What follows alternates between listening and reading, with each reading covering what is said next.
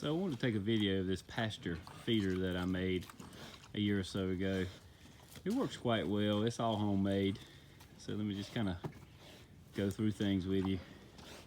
I took a telephone pole section and split it in half, and that's my two slides on the bottom. And then by the time I got done with everything, the feeder was so tall that I put that 2x8 across the end of it just to step on. It helps keep my feet out of the mud when I'm trying to open the lid.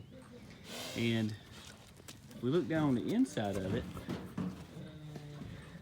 it's basically just lined with 1/2-inch plywood.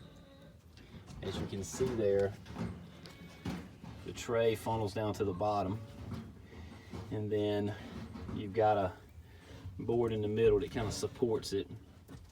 And if you notice those bolts on the left hand side, there are also some screws on the right hand side, and those are strips that I use where I ended my metal flashing that covers the bottom of the feed tray coming from the back, and it comes from the back and swoops down and goes all the way across the feed tray where they eat. And then this piece on the inside right here, it just comes around the front of this board and covers the front of the tray, or the divider. You dump the feed down in here. This is on hinges. There are hinges right there and right there, and the top opens up so you can dump feed in it. And then this is the front of it. It's just the same piece of 1/2-inch plywood. It's just the other side. And then down here in the bottom, you have a strip of oak, and these bolts hold through and hold this metal flashing on it. And then down in the tray, you can see it's metal flashing at the bottom, and it ends, I'm sorry, I'm in your way. It ends right up against the side here. But that lines the bottom of the feed tray with metal.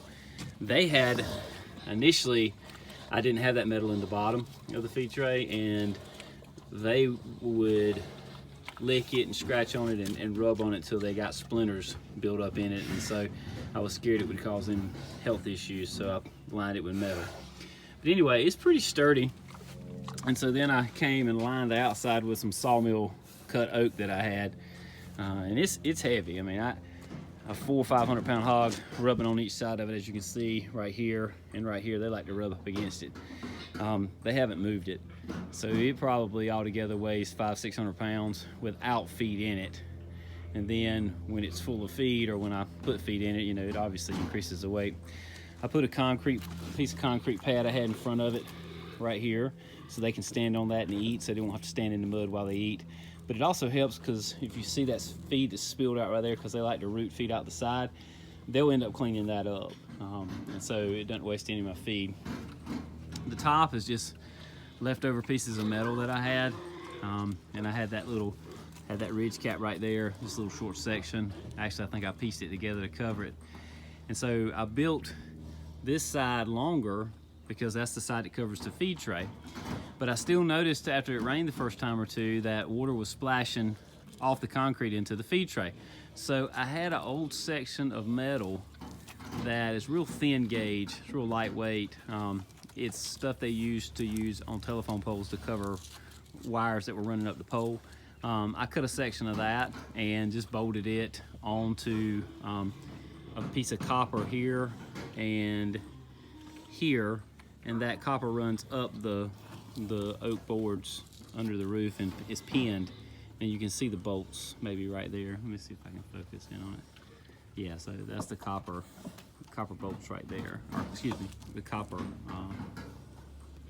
bolted to the piece of metal. But anyway, it runs up, and that's my gutter, and so that causes the water to go to the right or left, and it keeps it from splashing on the concrete coming off the roof, and it kept the feed tray dry. So I haven't had any problems with it. They eat out of it fine. There's a little bit of waste, but it's nothing like it would have been just to feed them out here in tubs. In the gap at the bottom, as you can see, it's about 2 fingers worth down there. It's not too bad. It's about 1.5 inches, 2 inches maybe. And then up in the inside, and they just hit it a little bit. And as you can see, feed falls right out. So they just nudge it, and it'll feed them, and it'll hold. I think the most I've ever had in it is 300 pounds of feed, 400 pounds of feed. when I was going to be gone for a day or two, and we want to make sure they had plenty of stuff. So, yeah, it works out great. All right, more later.